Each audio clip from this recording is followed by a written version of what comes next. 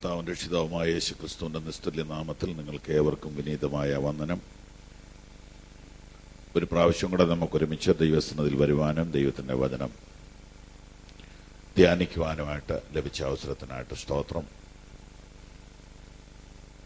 നല്ല ആത്മീയ ഗാനങ്ങളും അനുഗ്രഹിക്കപ്പെട്ട ആത്മനിറവിലുള്ള പ്രാർത്ഥനയും ആരാധനയും ദൈവസന്നിധിയിൽ അർപ്പിപ്പാൻ ദൈവം നമ്മെ സഹായിച്ചതിനാൽ നന്ദി നിറഞ്ഞ ഹൃദയത്തോടെ കർത്താവിനെ സ്തുതിക്കുന്നു. കൂടി വന്ന് നിങ്ങളെല്ലാവരെയും കർത്താവ് ധാരാളമായിട്ട് അനുഗ്രഹിക്കുമാറാകട്ടെ. ദൈവത്തിന്റെ വചനത്താൽ അനുഗ്രഹിക്കപ്പെടേണ്ടതിന് പ്രാർത്ഥനയോടെ പ്രതീക്ഷയോടെ നമുക്ക് ദൈവസന്നിധിയിലേക്ക് നമ്മുടെ ഹൃദയത്തെ ഏകാഗ്രമാക്കി അടുത്തു വരാം. നിങ്ങളെല്ലാവരും ബൈബിൾ കൊണ്ടുവന്നിട്ടുണ്ടെങ്കിൽ ബൈബിൾ ഒന്ന് കയ്യിലെടുത്ത് ഒരല്പം ഉയർത്തിപ്പിടിച്ച് ഒരു ഹല്ലേലൂയ പറഞ്ഞാട്ട്. ഞങ്ങളുടെ കർത്താവെ, ഈ വചനം ഞങ്ങൾക്ക് തന്നതിനായി സ്തോത്രം. ഈ രാജ്യത്ത് പരസ്യമായി ഈ വചനം കൊണ്ടു നടക്കുവാൻ അനുവാദം തന്നതിനായി സ്തോത്രം. ജോലിയുടെ തിരക്കിനിടയിൽ ദൈവത്തിന്റെ വചനം ധ്യാനിക്കുവാൻ ഞങ്ങൾക്ക് തന്ന അവസരത്തിനായി സ്തോത്രം. ഇത് ഗ്രഹിപ്പാനുള്ള കൃപ ഞങ്ങൾക്ക് തരണമേ, യേശുവിന്റെ നാമത്തിൽ തന്നെ. ഒരിക്കൽ കൂടെ കൈകൾ ഉയർത്തി ദൈവത്തിന് സ്തോത്രം ചെയ്യാം. 1 പത്രോസ് 1 അധ്യായം 1-2 വാക്യങ്ങൾ വായിക്കാം. യേശുക്രിസ്തുവിന്റെ അപ്പോസ്തലനായ പത്രോസ് പൊന്തോസിലും ഗലാത്യയിലും കപ്പദോക്യയിലും ആസിയയിലും ബിഥുനയിലും ചിതറിപ്പാർക്കുന്ന പരദേശികളും പിതാവായ ദൈവത്തിന്റെ മുന്നറിവിനൊത്തവണ്ണം ആത്മാവിന്റെ വിശുദ്ധീകരണം പ്രാപിച്ച് അനുസരണം കാണിപ്പാനും യേശുക്രിസ്തുവിന്റെ രക്തത്താൽ തളിക്കപ്പെടുവാനുമായി വൃതന്മാരുമായവർക്ക് എഴുതുന്നത്, നിങ്ങൾക്ക് കൃപയും സമാധാനവും വർദ്ധിക്കുമാറാകട്ടെ. നമ്മുടെ കർത്താവായ യേശുക്രിസ്തുവിന്റെ പിതാവായ ദൈവത്തിനു സ്തോത്രം. മതി. ഞങ്ങളുടെ കർത്താവെ, ഈ വചനത്തെ വാഴ്ത്തി എന്റെ ജനത്തിന് അനുഗ്രഹമാക്കി തീർക്കണമേ, യേശുവിന്റെ നാമത്തിൽ. പ്രിയപ്പെട്ടവരെ, ഈ തിരുവചനം ഈ രൂപത്തിൽ നമുക്ക് കിട്ടുവാൻ വളരെയധികം പീഡനങ്ങൾ സഹിച്ച ഭക്തന്മാരുണ്ട്. അതിനൊക്കെ അവരെ പ്രേരിപ്പിച്ചതും ശക്തിപ്പെടുത്തിയതും പരിശുദ്ധാത്മാവാണ്. അങ്ങനെ വളരെ പീഡനങ്ങൾ സഹിച്ചും വില കൊടുത്തുമാണ് ഈ പുസ്തകം നമ്മുടെ കയ്യിൽ എത്തിയത്. മാത്രമല്ല, ഈ പുസ്തകം നമ്മുടെ ഭാഷയിലെത്തുവാനും വളരെയധികം പങ്കപ്പാടുകൾ ഭക്തന്മാർ സഹിച്ചിട്ടുണ്ട്. ഇത്രയധികം വില കൊടുത്ത് ലഭിച്ച ഈ പുസ്തകം അതിന്റെ ഉള്ള ആത്മീയ അർത്ഥത്തിൽ ഗ്രഹിക്കുവാൻ നമുക്ക് കഴിയേണ്ടതല്ലേ? നമ്മെപ്പോലെയുള്ള മറ്റനേകർ ഈ വചനത്തെ വേണ്ടതുപോലെ വായിക്കുകയോ ധ്യാനിക്കുകയോ ചെയ്യാതിരുന്നപ്പോൾ ദൈവത്തിന്റെ മഹാകരുണയാൽ ഈ വചനം തിരിച്ചറിയുവാനുള്ള ഭാഗ്യം നമുക്ക് ലഭിച്ചു. പലരിൽ കൂടെ വചനത്തിലേക്ക് തിരിയുവാൻ ദൈവം നമ്മെ സഹായിച്ചു. നമ്മൾ ഒരാഴ്ചയിൽ 1-ലധികം പ്രാവശ്യം ഈ തിരുവചനം കേൾക്കുന്നുണ്ട്. എല്ലാ ദിവസവും ഈ തിരുവചനം വായിക്കുന്നുമുണ്ട്. ചില വചനങ്ങളൊക്കെ നമുക്ക് മനപ്പാഠം അറിയുകയും ചെയ്യാം. എന്നാൽ അതിലും പിന്നെയും ആഴമുള്ള ആത്മീയ സത്യങ്ങൾ ഗ്രഹിച്ച് കർത്താവിന്റെ ഇഷ്ടമറിയുവാൻ ഇന്ന് രാത്രിയിലെ ഈ കൂടിവരവ് നമുക്ക് ഇടയാക്കട്ടെ. വചനത്തോടു കൂടെ പരിശുദ്ധാത്മാവിന്റെ അത്യന്തമായ ശക്തിയും നമുക്ക് അനുഭവിപ്പാൻ മഹാദൈവം കൃപ ചെയ്യട്ടെ. ഇനിയുള്ള അല്പസമയം നിങ്ങൾ ബൈബിളിലൂടെ പരിശുദ്ധാത്മ നിറവിൽ എന്നോടൊപ്പം നമുക്ക് ഒരുമിച്ച് അല്പം യാത്ര ചെയ്യുവാനുണ്ട്. അതിന് നിങ്ങളുടെ ശ്രദ്ധ ആവശ്യമാണ്. നിങ്ങൾ നന്നായി ശ്രദ്ധിക്കണമെന്ന് ഞാൻ വിനയത്തോടെ അപേക്ഷിക്കുന്നു. നോക്കൂ, യേശുക്രിസ്തുവിന്റെ അപ്പോസ്തലനായ പത്രോസ്. നിങ്ങൾക്കറിയാം, കർത്താവായ യേശുവിന്റെ ആദ്യത്തെ അപ്പോസ്തലന്മാരിൽ പ്രമുഖനായ വ്യക്തിയുടെ പേരാണ് പത്രോസ്. ഈ മനുഷ്യൻ ഒരു പ്രത്യേക സ്വഭാവത്തിന്റെ ഉടമയായിരുന്നു. ഇദ്ദേഹത്തിന്റെ സ്വന്തം സഹോദരൻ ആൻഡ്രൂസ് ആണ് യേശുവിന്റെ അടുക്കിലേക്ക് കൊണ്ടുവന്നത്. ആദ്യത്തെ വരവിൽ ഇദ്ദേഹം യേശുവിനെ അംഗീകരിച്ചില്ല. കർത്താവ് അവനോട് ചില പ്രവചന ദൂതുകൾ പറഞ്ഞെങ്കിലും അവനത് പരിഗണിക്കാതെ അവന്റെ പണിക്ക് പോയി. യേശു കർത്താവ് വീണ്ടും അവന്റെ പുറകെ ചെന്ന് അവന്റെ പണിസ്ഥലത്ത്, അതായത് മീൻ പിടിച്ചുകൊണ്ടിരിക്കുന്ന സ്ഥലത്ത് ചെന്ന് അവനെ കണ്ട് അവനെ സഹായിച്ച് അവന്റെ തൊഴിലിൽ പണിയിൽ അവന് നേരിട്ട ബുദ്ധിമുട്ടിന്റെ നടുവിൽ കർത്താവ് ഒരു അത്ഭുതം അവന് വേണ്ടി ചെയ്ത് അവന്റെ ആ ലേബർ പ്രോബ്ലം, അവന്റെ ആ ഫിനാൻഷ്യൽ പ്രോബ്ലം, അവന്റെ ആ തൊഴിൽ പ്രശ്നം കർത്താവ് പരിഹരിച്ച് അവനെ അവിടെ നിന്ന് ഉദ്ധരിച്ചു. എനിക്കും നിങ്ങൾക്കും ഇപ്പോ സ്വർഗത്തിൽ പോകുന്നതിനേക്കാൾ പ്രധാനം നമ്മുടെ തൊഴിൽ പ്രശ്നത്തിൽ ഒരു ദൈവിക ഇടപെടൽ ആണ് ആവശ്യം. ശരിയാണോ?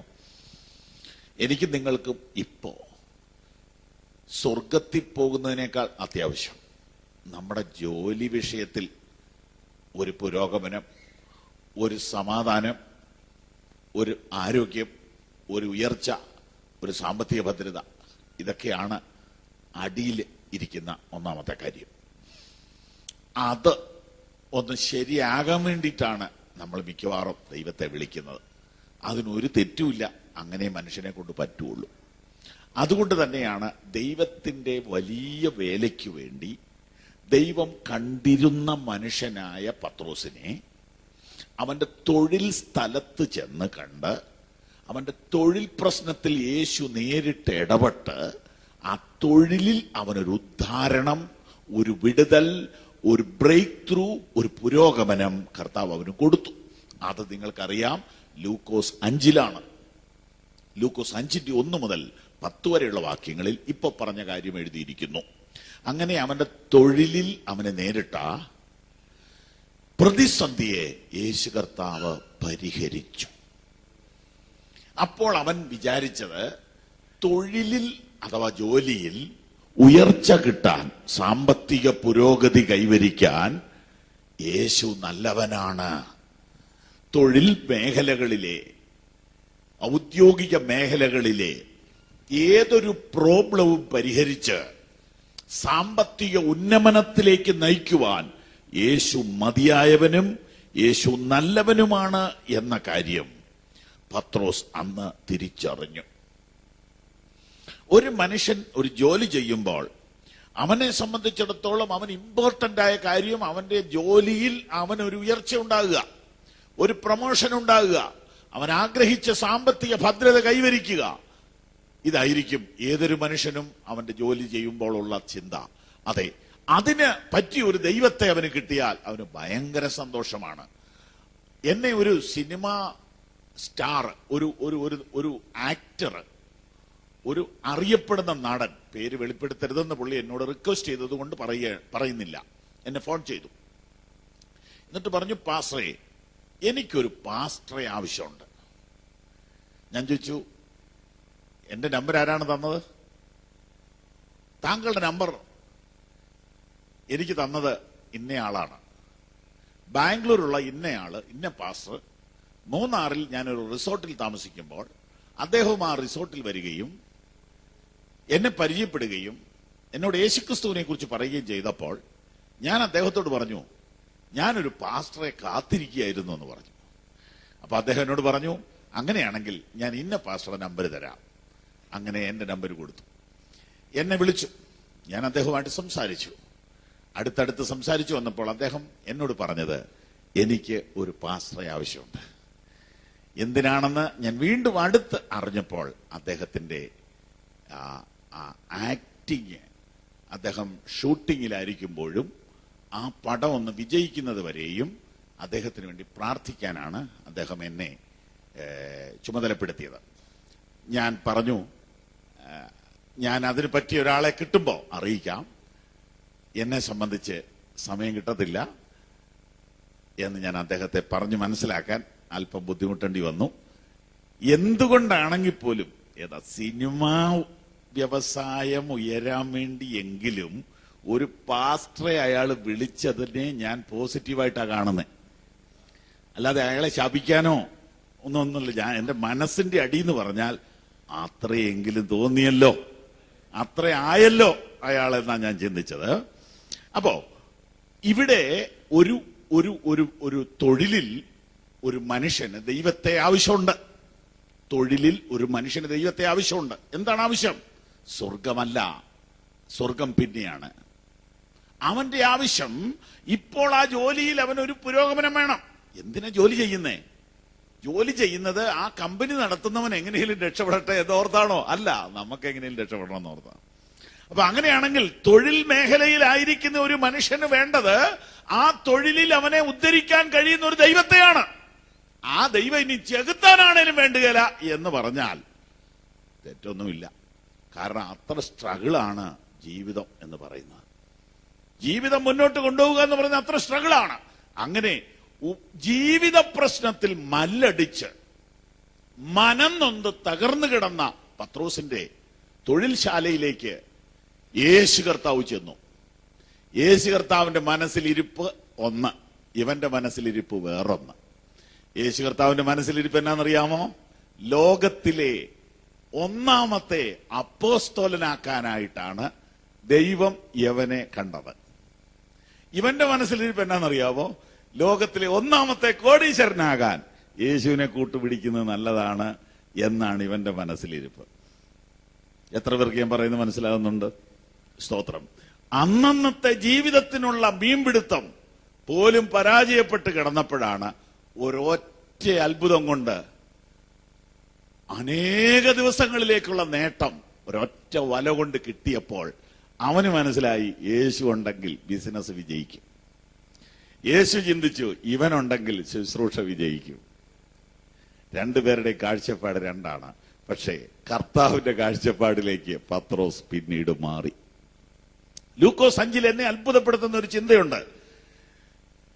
ഒരു രാത്രി മുഴുവൻ അധ്വാനിച്ചിട്ട് ഒന്നും കിട്ടാതിരുന്ന പത്രോസിന് യേശുവിന്റെ കൽപ്പനയാൽ വല നിറയെ, പടക് നിറയെ മീൻ കിട്ടി. പടക് നിറയെ മീൻ കിട്ടി, വല കീറുന്നത് പോലെ മീൻ കിട്ടി. അവർ അത്ഭുതപ്പെട്ടെന്നൊക്കെ ഇവിടെ എഴുതിയിട്ടുണ്ട്. നിങ്ങൾ പിന്നെ വായിച്ചാൽ മതി, നമ്മുടെ വിഷയം അതല്ല. ഈ മീൻകൂട്ടം കണ്ടിട്ട് പത്രോസ് യേശുവിന്റെ കാൽക്കൽ വീണു. യേശുവിന്റെ കാൽക്കൽ വീണു. എന്നിട്ട് ഞാൻ പാപിയായ ഒരു മനുഷ്യനാണ്, എന്നെ വിട്ട് പോകണമെന്ന് കർത്താവിനോട് പറഞ്ഞു. അപ്പോ കർത്താവിനെയും കൊണ്ടൊരു ബിസിനസ് തുടങ്ങാനല്ല ഇപ്പൊ ഇവന്റെ പ്ലാന്. കർത്താവ് എന്നെ വിട്ടു പോ പ്ലീസ്. എന്താ ഇങ്ങനെയൊക്കെ പറയുന്നത്? ഇച്ചിരി നേരം കഴിഞ്ഞപ്പോ കാണുന്ന എന്നാണെന്നറിയാവോ? അവൻ സകലവും വിട്ട് യേശുവിനെ അനുഗമിച്ചു. എന്താ ഇത് മനസ്സിലാക്കണ്ടേ? ഇത്രയേ ഉള്ളൂ ഈ ഭൗതികമെന്ന് അവൻ തിരിച്ചറിഞ്ഞു. ഇതിനകത്തെ ഏറ്റവും വലിയ നേട്ടം പോലും യേശുവിന്റെ മുമ്പിൽ ഒന്നുമല്ലെന്ന് അവൻ തിരിച്ചറിഞ്ഞു. ലോകത്തിലെ ഏറ്റവും വലിയ സാമ്പത്തിക ഭദ്രതയേക്കാൾ വലുതാണ് യേശുവിന്റെ സാന്നിധ്യമെന്ന് അവൻ തിരിച്ചറിഞ്ഞു. അതെപ്പോഴാ തിരിച്ചറിഞ്ഞത്? സാമ്പത്തികത്തിൽ അവന് കിട്ടാവുന്നതിലേക്ക് വലിയ നേട്ടം യേശു അവന് ഉണ്ടാക്കി കൊടുത്ത അന്ന് അവൻ അത് ഉപേക്ഷിച്ചേച്ച് പറഞ്ഞു, ഇതിനേക്കാൾ വലുത് എനിക്ക് യേശുവാണ്. ഇതാണ് ക്രിസ്തീയത. ഇതാണ് ക്രിസ്തീയത. അവന് ലഭിച്ച ഏറ്റവും വലിയ സാമ്പത്തിക നന്മയുടെ മുമ്പിൽ നിന്നുകൊണ്ട് അവൻ പറയുകയാണ്, ഇതിനേക്കാൾ വലുത് കർത്താവേ നീയാണ് എനിക്ക്. ഇതിനേക്കാൾ വലുത് കർത്താവേ നിന്റെ സാന്നിധ്യമാണ് എനിക്ക്. അവൻ പടകും വലയും മീനും ഉപേക്ഷിച്ച് യേശുവിനെ അനുഗമിച്ചു എന്നാണ് ലൂക്കോസ് 5:10 നിങ്ങൾ കാണുന്നത്. അങ്ങനെ കർത്താവ് ആഗ്രഹിച്ച ശുശ്രൂഷയിലേക്ക് ഇവനെ കർത്താവ് കൊണ്ടുവന്നു. ഇവന് ഈ ശുശ്രൂഷയിൽ വന്നിട്ട് ഇവന് പലവിധമായ പ്രയാസങ്ങളൊക്കെ ഉണ്ടായി. പിന്നെയും ബുദ്ധിമുട്ടുകളും പ്രതികൂലങ്ങളും പ്രയാസങ്ങളും ഈ പാവപ്പെട്ടവന്റെ ജീവിതത്തിൽ ആഞ്ഞടിച്ചു. അങ്ങനെ അവൻ പുറകോട്ട് പോകാൻ പ്രേരിപ്പിക്കപ്പെട്ടു. അങ്ങനെ ഒരു പിന്മാറ്റത്തിന്റെ അനുഭവം അവന് ഉണ്ടായി. വിഷമിക്കണ്ട, ഇതെല്ലാം നമ്മുടെ അനുഭവങ്ങളായി പറയുന്നേ. നമ്മളെല്ലാം ഒരു ഭൗതിക ഉയർച്ചയ്ക്ക് വേണ്ടി, ഒരു സാമ്പത്തിക ഭദ്രതയ്ക്ക് വേണ്ടി, ഒരു തൊഴിൽ സുരക്ഷയ്ക്ക് വേണ്ടി യേശുവിനെ വിളിച്ചവരാണ് എന്ന് പറഞ്ഞാൽ അത് സത്യമാണ്. ആ യാത്രയിൽ കുറച്ചു കഴിഞ്ഞപ്പോൾ മനസ്സിലായി, ഈ തൊഴിലിനേക്കാൾ, ഈ സാമ്പത്തിക ഭദ്രതയേക്കാൾ യേശു വലിയവനാണെന്ന് ഓരോ ആഴ്ച കഴിഞ്ഞപ്പോൾ മനസ്സിലായി വന്നു. അങ്ങനെ കൂടുതൽ മനസ്സിലായവർ പറയും, ഇതിനേക്കാൾ വലുതാണ് എനിക്ക് യേശു, ഇതിനേക്കാൾ വളരെ വലുതാണ് എനിക്ക് യേശു. കുറച്ചുകൂടെ ഇതിനകത്ത് ആഴത്തിൽ ആത്മീക വെളിപ്പാട് കിട്ടിയവൻ പറയും, അത്തിവൃക്ഷം തളിർത്തില്ലെങ്കിലും, മുന്തിരിവള്ളിയിൽ അനുഭവം ഉണ്ടായില്ലെങ്കിലും, സാമ്പത്തിക നഷ്ടം സംഭവിച്ചാലും ഞാൻ യഹോവയിൽ ആനന്ദിക്കും എന്ന് പറയുന്ന അളവിലേക്ക് വളർന്നവർ ഈ കൂട്ടത്തിൽ ഇരിപ്പുണ്ട്. കൈ ഉയർത്തിയൊരു നല്ല ഹല്ലേലൂയ പറയാം. എന്ന് പറയുമ്പോൾ സാമ്പത്തിക തകർച്ച വരുമെന്നാണോ? അല്ല. വന്നാലും എന്റെ സന്തോഷം പോവുകയില്ല, കാരണം ഞാൻ യഹോവയിൽ ആനന്ദിക്കും. ഇതാണ് ആത്മീയത. അതെ, ഞാനും നിങ്ങളും അങ്ങനെ വന്നവരാണ്. ഇങ്ങനെ വന്നിട്ട് ഇടയ്ക്കിടയ്ക്കൊരു പിന്മാറ്റം, ഇടയ്ക്കിടയ്ക്കൊരു അവിശ്വാസം, ഇടയ്ക്കിടയ്ക്കൊരു സംശയം, ഇടയ്ക്കിടയ്ക്കൊരു മടുപ്പ് ക്രിസ്തീയ ജീവിതത്തിൽ ഉണ്ടായിട്ടില്ലാത്തവരുണ്ടെങ്കിൽ യോഗം കഴിയുമ്പോൾ എന്നെ ഒന്ന് കണ്ടേച്ചു പോകണം.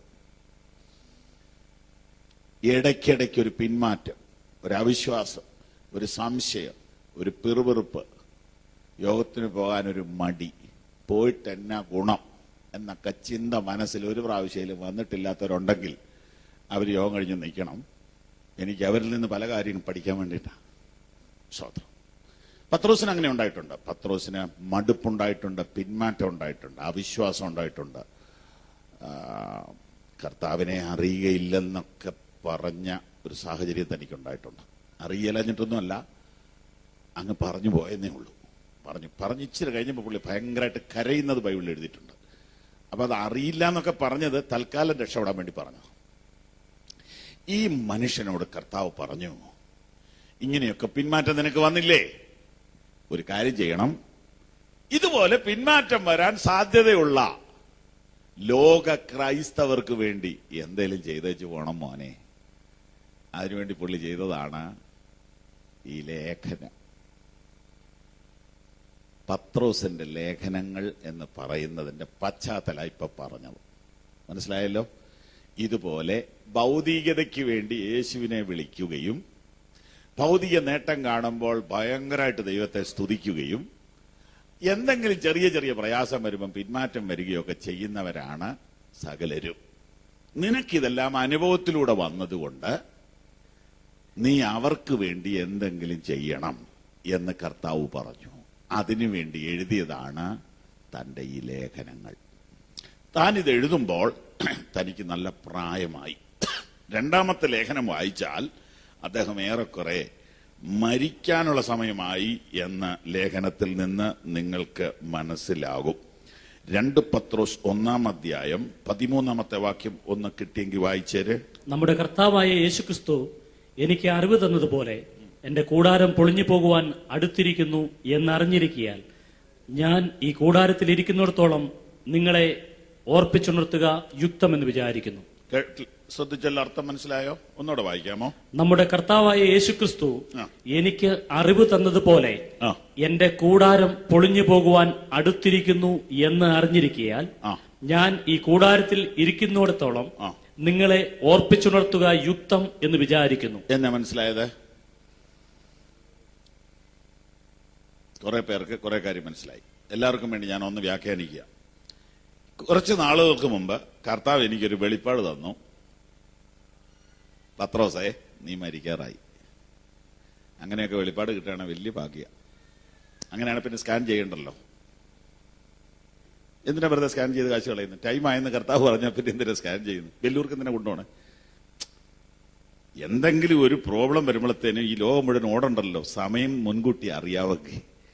അല്ല, സമയമായിട്ടില്ലെന്നൊരു വെളിപ്പാടുണ്ടെങ്കിൽ പിന്നെ പേടിക്കാൻ വേണ്ടല്ലോ. എത്ര പേർക്ക് ഞാൻ പറയുന്നത് മനസ്സിലാവുന്നുണ്ട്? Price the Lord. ഇത് ഒരു ഐഡിയ ഇല്ലാത്തതുകൊണ്ടല്ലേ ഈ ടെൻഷൻ മുഴുവനും. Price the Lord. തെളിവ് തരാം.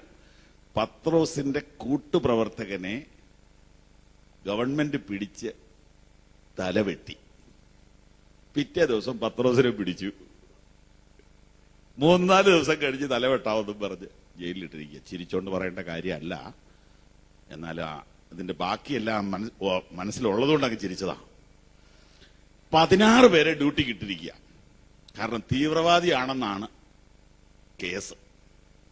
അപ്പൊ അത് കാരണം 16 പേരെ ഡ്യൂട്ടിക്ക് ഇട്ടിരിക്കുക. ഇവ ഒരുത്തനെ നോക്കാൻ. ഒരു ഉപദേശിയെ എന്നെ പേടിയല്ലേ. ബ്ലാക്ക് ബെൽറ്റും ഇല്ല, വൈറ്റ് ബെൽറ്റും ഇല്ല, ഒന്നുമില്ലാത്തവനാണ് ആര്? പത്രോസ്. അയാളെ നോക്കാൻ 16 പട്ടാളക്കാരെ നിർത്തിയിരിക്കുക. ഇങ്ങനെ പാവം ജയിലിൽ കിടക്കുക. ജയിലിൽ കിടക്കുമ്പോ ഇയാൾ പട്ടാളക്കാരനോട് ചോദിക്കുക, സാറേ ഞാനൊന്ന് ഉറങ്ങിക്കോട്ടെ, ഭയങ്കര ക്ഷീണ, കഴിഞ്ഞ ദിവസം എല്ലാം മീറ്റിംഗ് ആയിരുന്നു, ഞാനൊന്ന് കിടന്നോട്ടെ. അപ്പൊ അവര് പറഞ്ഞു, നിന്നെ നോക്കാനാ ഞങ്ങളെ നിർത്തിയിരിക്കുന്നത്, ഞങ്ങൾക്ക് ഉറങ്ങാൻ പറ്റുകയില്ല, നീ ഉറങ്ങിക്കോ. അപ്പൊ ചങ്ങല കയ്യിലിട്ടോണ്ട് ഈ മനുഷ്യൻ ഉറങ്ങി. ഇതൊക്കെ വായിക്കുമ്പം വിഷമയില്ല, കാരണം കയ്യെ ചങ്ങലയില്ലല്ലോ. ഞാൻ ചോദിക്കുന്നു, നാളെ കഴിഞ്ഞ് കൊല്ലും എന്നറിവ് കിട്ടിയാൽ ഇന്ന് രാത്രി ഉറങ്ങാൻ പറ്റുന്ന എത്ര പേരുണ്ട് ഇവിടെ? കൈപൊക്കണ്ട, കാരണം വെറുതെ കേൾക്കാതിരുന്ന അറിയാതെ കൈപൊക്കിയെങ്കിൽ കുഴപ്പമാവും. നാളെ രാത്രി തലവെട്ടൊന്നും പറയണ്ട, തലവേദന വന്നാ മതി. തലവേദന പിന്നെ ഉറങ്ങാനൊക്കെയില്ല. നിങ്ങളുടെ കാര്യമല്ല ഞാൻ പറഞ്ഞു, എന്റെ കാര്യം പറഞ്ഞു. അപ്പൊ കുഴപ്പമില്ലല്ലോ.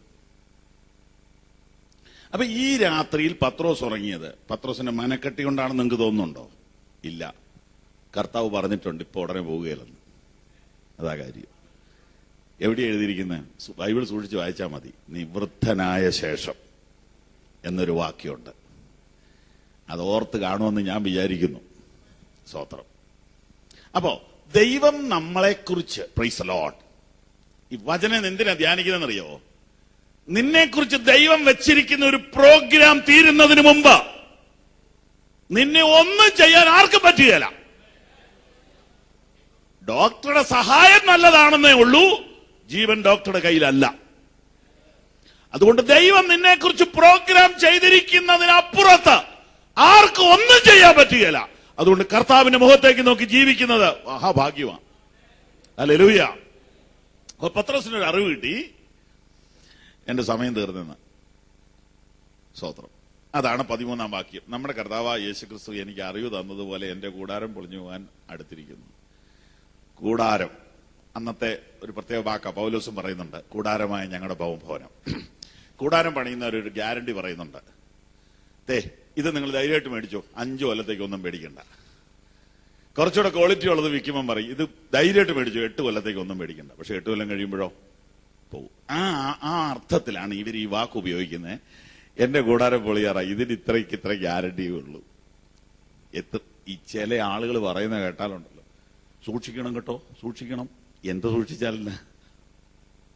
ഞങ്ങളുടെ വീട്ടിലെ ഒരാള് ഒരു വിദേശ രാജ്യത്തു നിന്ന് വന്നു. അവർക്ക് ഞങ്ങൾ കുടിക്കാൻ വെള്ളം കൊടുത്തപ്പോൾ ചോദിച്ചു, ഈ വെള്ളം ഏതാ? ഈ വെള്ളം കിണറ്റിലെ വെള്ളം. ഇത് ഡോക്ടറെ കാണിച്ചതാണോ? അല്ല. സർട്ടിഫിക്കറ്റ് ഉള്ളതാണോ? അല്ല. ISI മാർക്കുള്ളതാണോ? ഒന്നും ഉള്ളതല്ല. അത് കഴിഞ്ഞ് ബീഫ് കറി കൊടുത്തു. ഈ ബീഫിനെ ഡോക്ടർ സർട്ടിഫൈ ചെയ്തതാണോ? ഇവിടെ മനുഷ്യനെ പോലും സർട്ടിഫൈ ചെയ്യുന്നില്ല, അന്നേരം ആ ബീഫിനെ സർട്ടിഫൈ ചെയ്തു. എല്ലാം കേട്ടിട്ട് ഞാൻ ചോദിച്ചു, നിങ്ങൾ ഇങ്ങനെയൊക്കെയാണല്ലോ കഴിക്കുന്നത്, എത്ര വയസ്സ് വരെ ജീവിക്കും? 70. ഞങ്ങൾ 80 ഉറപ്പാന്ന് പറഞ്ഞു. 80ന്റെ കാര്യം ഉറപ്പാ, ഇതിനപ്പുറത്തേക്കുള്ളത് ഇനിയിപ്പോ സംശയമുള്ളതെന്ന് പറഞ്ഞു. വല്ലതും മനസ്സിലാവുന്നുണ്ടോ? ഇതൊക്കെ വെറുതെ കേട്ടോ. ഈ ഒരുപാടൊന്നും സൂക്ഷിച്ചിട്ടൊന്നും അല്ല ജീവിച്ചിരിക്കുന്നത്. ദൈവം നിനക്കൊരു ടൈം വെച്ചിട്ടുണ്ട്. അതിനു മുമ്പ് ഒന്നും നിനക്ക് സംഭവിക്കുകയില്ല. വേണമെങ്കിൽ വിശ്വസിച്ചോ, വേണമെങ്കിൽ വിശ്വസിച്ചോ. ഉറക്കെ ഒരു ഹല്ലേലൂയ പറഞ്ഞു. ദൈവം നിനക്ക് വെച്ചിരിക്കുന്ന സമയത്തിനപ്പുറത്ത് നിനക്കൊന്നും സംഭവിക്കുകയില്ല. ഇപ്പൊ തന്നെ ഒരു ആരോഗ്യം തോന്നുന്നില്ലേ? Price the Lord. തോന്നും. സൗഖ്യമൊക്കെ ഈ കൂട്ടത്തിൽ അങ്ങ് നടക്കും. ഈ കൂട്ടത്തിൽ സൗഖ്യം നടക്കും. കൈവച്ച് പ്രാർത്ഥിക്കേണ്ട, വചനം അയച്ച് സൗഖ്യമാക്കുമെന്നുള്ളത് സത്യം. ഈ ദൈവവിശ്വാസം എന്നൊക്കെ പറഞ്ഞ ചുമ്മാ പള്ളി പോയി പാട്ട് പാടുമ്പോൾ മാത്രമുള്ളതല്ല. Price the Lord. നീ ഇന്ന് രാത്രിയിൽ ജീവിച്ചിരിക്കുന്നത് ദൈവത്തിന്റെ കൃപയാണെങ്കിൽ, നീ നാളെ ഇവിടെ ജീവിച്ചിരിക്കുന്നതും ദൈവത്തിന്റെ കൃപയാണെങ്കിൽ, കർത്താവ് അറിയാതെ ഈ തലയിൽ നിന്നൊരു രോമം താഴെ വീഴുകയില്ലെന്ന് ഉറച്ച് കർത്താവിന് മഹത്വം കൂടെ. എന്റെ കൂടാരം പൊളിഞ്ഞു പോകാൻ സമയമായെന്ന് എനിക്ക് അറിവ് കിട്ടി. അങ്ങനെ ഒരു അറിവ് കിട്ടിയപ്പോ ആ കൂട്ടത്തിൽ അദ്ദേഹം ഒരു കാര്യം കൂടെ ഓർത്തു. ഞാൻ ഈ കൂടാരത്തിൽ ഇരിക്കുമ്പോൾ മാത്രമേ ലേഖനം എഴുതാൻ പറ്റുള്ളൂ, ഈ കൂടാരത്തിൽ ഇരിക്കുമ്പോൾ മാത്രമേ പ്രൈസ് ആൻഡ് വർഷിപ്പ് നടത്താൻ പറ്റുള്ളൂ, ഈ കൂടാരത്തിൽ ഇരിക്കുമ്പോൾ മാത്രമേ പ്രസംഗിക്കാൻ പറ്റും, ബൈബിൾ ക്ലാസ് നടത്താനേ പറ്റുള്ളൂ. അതുകൊണ്ട് നടത്താമെന്ന് എത്രയും വേഗം നടത്തിയേക്കാവും തീരുമാനിച്ചെന്ന്. Praise the Lord. അതുകൊണ്ട് പ്രിയപ്പെട്ടവരെ, ഇവിടെ ഇരിക്കുമ്പോൾ മാത്രമേ സുവിശേഷ വേലയുള്ളൂ. ഇവിടുന്ന് കഴിഞ്ഞിട്ട് ചെന്നിട്ട് സുവിശേഷ വേല ചെയ്യാമെന്ന് വിചാരിക്കരുത്. എന്തെങ്കിലും ചെയ്യുന്ന ഇപ്പൊ ചെയ്തോണം. സ്തോത്രം. ഇവിടെ ഇരിക്കുമ്പോൾ എനിക്കൊരു ലേഖനം എഴുതി നിങ്ങൾക്ക് തരണം എന്ന് ഭയങ്കര പ്രേരണ തോന്നി. ആ പ്രേരണ തോന്നാൻ കാര്യം എന്നാ, അന്ന് ലൂക്കോസ് 22 വീട്ടിൽ പോയി ചെയ്യുക, ഹോംവർക്ക്. അവിടെ കർത്താവ് പറഞ്ഞിട്ടുണ്ട്, നീ ഇവരെ മടക്കി കൊണ്ടുവരുവാൻ എന്തെങ്കിലും ചെയ്യണം.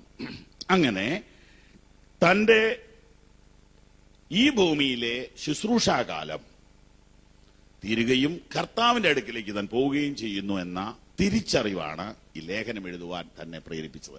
ഇതൊക്കെ വായിക്കുമ്പം ചില നല്ല നല്ല കാര്യങ്ങൾ നമ്മുടെ മനസ്സിലോട്ട് വരുന്നുണ്ട്. എന്നാണെന്നറിയാവോ? ഇവിടുത്തെ ഒരു ദിവസം തീരും എന്നും അറിയണം. ഏത് നല്ല ഭക്ഷണം കഴിച്ചാലും, ഏത് നല്ല ഡോക്ടറെ കണ്ടാലും ഒരു ടൈമുണ്ട്, അതിനപ്പുറത്തേക്ക് പോവുകയില്ല. ഇനി ഇതൊന്നും സാധിച്ചില്ലേലും ആ ടൈം വരെ പോകും. ഉറപ്പ് ഉറപ്പ് ഉറപ്പ്. കാരണം ഇത് നിശ്ചയിച്ചത് ദൈവമാണ്. ഇത് നിശ്ചയിച്ചത് ദൈവമാണ്. ആമേൻ. അങ്ങനെയാണെങ്കിൽ ഈ സമയം തീർന്നു കഴിഞ്ഞ് എങ്ങോട്ടാ പോണെന്നുള്ള കാര്യത്തിലും പേടിക്കാനൊന്നുമില്ല. കർത്താവല്ലേ ഇതൊക്കെ പറഞ്ഞത്. സ്തോത്രം. ഞാൻ ഈ സൺഡേയിൽ ധ്യാനിച്ചൊരു വാക്യമുണ്ട്, സ്വർഗത്തിൽ എനിക്ക് ആരുള്ളൂ. ബാക്കി പറയോ? ഭൂമിയിലും നിന്നെ അല്ലാതെ ഞാൻ ഒന്നും ആഗ്രഹിക്കുന്നില്ല. എനിക്ക് അതിന്റെ ശരിയായ പൊരുൾ തിരിഞ്ഞത് ഇപ്പോഴാ. എന്നാന്നറിയോ? ഭൂമിയിൽ എനിക്ക് പലരുണ്ട്, പക്ഷെ സ്വർഗത്തിൽ ഒരാളെ ഉള്ളൂ. മനസ്സിലായോ? ഭൂമിയിൽ അളിയനുണ്ട്, അമ്മാച്ചനുണ്ട്, മക്കളുണ്ട്, മരുമക്കളുണ്ട്, ചേട്ടനുണ്ട്, അനിയനുണ്ട്, ആ പാസ്റ്ററുണ്ട്, മറ്റേ പാസ്റ്ററുണ്ട്, ഈ പാസ്റ്ററുണ്ട്. പക്ഷെ സ്വർഗത്തിൽ ഇവരാരുമില്ല. സ്വർഗത്തിൽ എനിക്ക് ഒരാളെ ഉള്ളൂ. എന്നാ പിന്നെ നിന്നെ തന്നെ ഭൂമിയിലും അങ്ങ് പിടിച്ചേക്കല്ലേ നല്ലതെന്ന്. സ്വർഗത്തിൽ എനിക്ക് ആരുള്ളൂ, ഭൂമിയിലും നിന്നെ മാത്രമേ ഞാൻ പ്രതീക്ഷിക്കുന്നുള്ളൂ. അതായത് ഇവിടെ നീ ട്രസ്റ്റ് ചെയ്യുന്ന ആളുകൾ അവിടെ നിനക്ക് ട്രസ്റ്റ് ചെയ്യാൻ പറ്റുമോ? പറ്റുമോ? ഞാൻ പറഞ്ഞു മനസ്സിലായോ? ഇവിടെ നീ ആശ്രയിക്കുന്ന വ്യക്തികളെ അവിടെ ആശ്രയിക്കാൻ പറ്റുമോ? ഇല്ല. അങ്ങനെയെങ്കിൽ അവിടെ ആശ്രയിക്കാൻ പറ്റുന്ന ആളെ തന്നെ ഇവിടെ ആശ്രയിക്കല്ലേ നല്ലത്.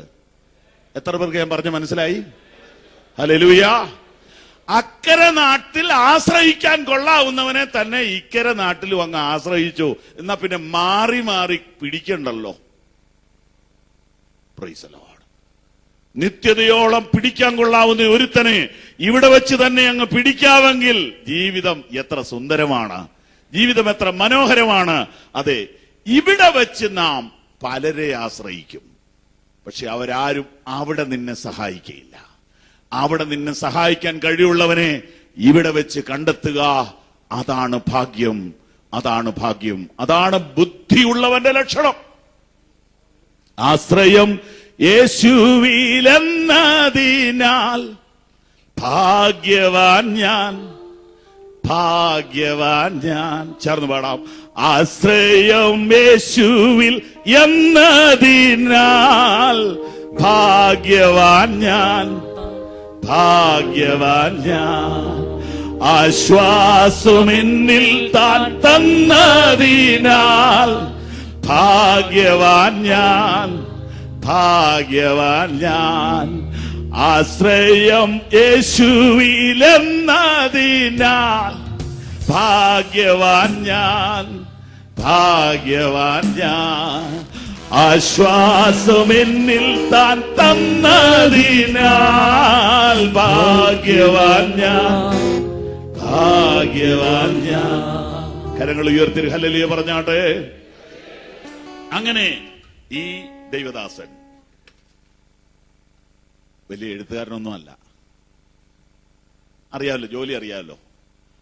ജോലി വെച്ച് നോക്കുമ്പോൾ എഴുത്തുകാരനാകാൻ സാധ്യത വളരെ കുറവാണ്. ഞാൻ പറഞ്ഞതിനോട് യോജിക്കുന്നുണ്ടോ? തൊഴിൽ വെച്ച് നോക്കുമ്പോൾ എഴുത്തുകാരനാകാനുള്ള സാധ്യത വളരെ കുറവാ. എന്തിനാ ഇങ്ങനെ പറയുന്നതെന്നറിയാവോ? സാധ്യതയൊന്നും നോക്കണ്ട, ദൈവം ഉദ്ദേശിച്ചാൽ നടക്കും. നിന്റെ പ്രാപ്തിയെക്കുറിച്ചൊന്നും നീ നോക്കണ്ട. ദൈവത്തിന്റെ ഒരു അഭിഷേകം നിന്റെ മേൽ വന്നാൽ നിന്റെ പ്രാപ്തിക്ക് അപ്പുറത്ത് ചിലത് ചെയ്യാൻ ദൈവം നിന്നെ ഉപയോഗിക്കും. പ്രസംഗം മുഴുവനും ചിലർക്ക് പ്രയോജനപ്പെടും. ഇതിനകത്തെ ചില ഭാഗം ചിലർക്ക് പ്രവചനമായി ഭവിക്കും. പഠിക്കാൻ ആഗ്രഹിക്കുന്നവർക്ക് ഈ മെസ്സേജ് മുഴുവനും എഴുതിയെടുക്കാം.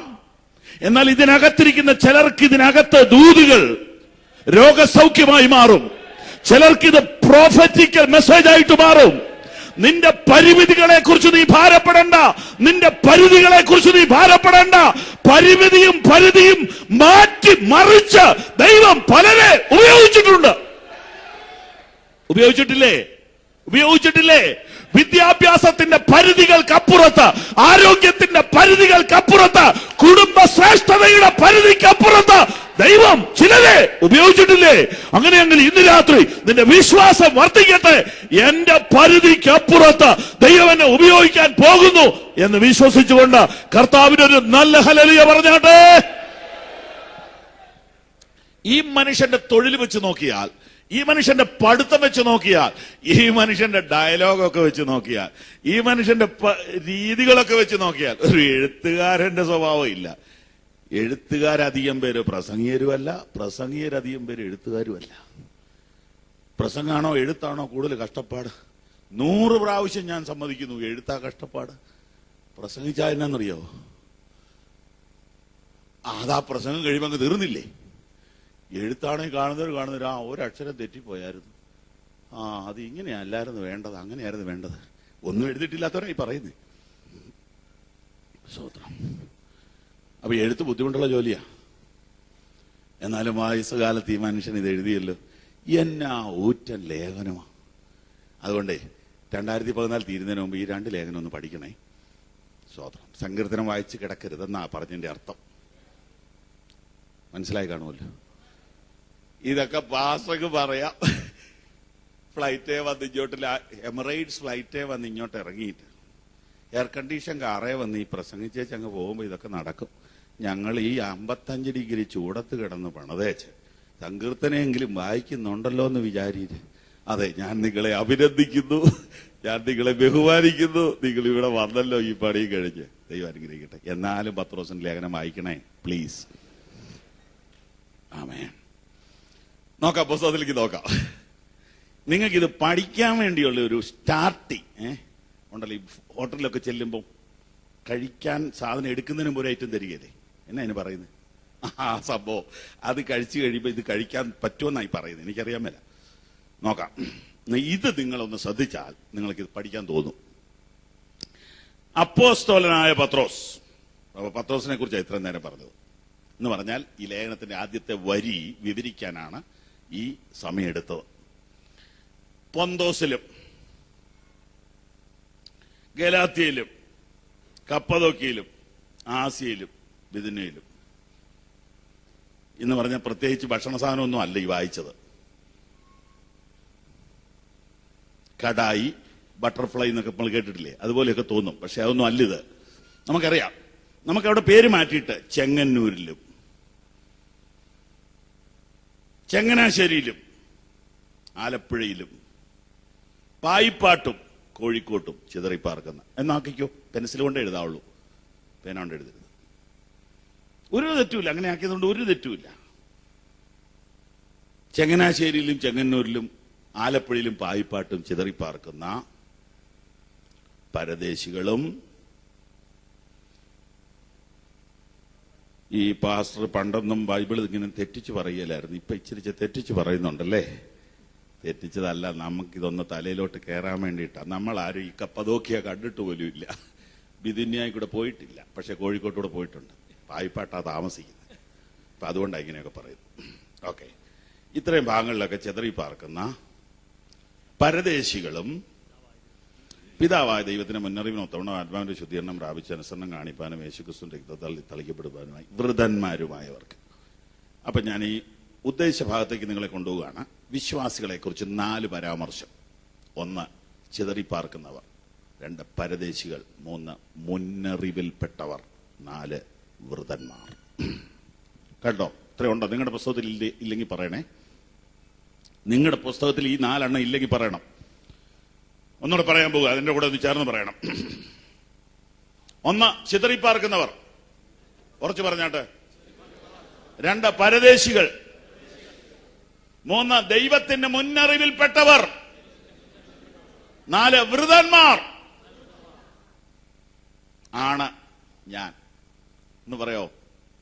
അതെ, ഞങ്ങൾ ഈ 4 കാര്യങ്ങളുള്ളവരാണ് നമ്മൾ. ശരിയാണോ? ശരിയാണോ? അത് ശരിയാണെന്ന് പറയേണ്ടി വരും, പഠിച്ചേ പറ്റൂ.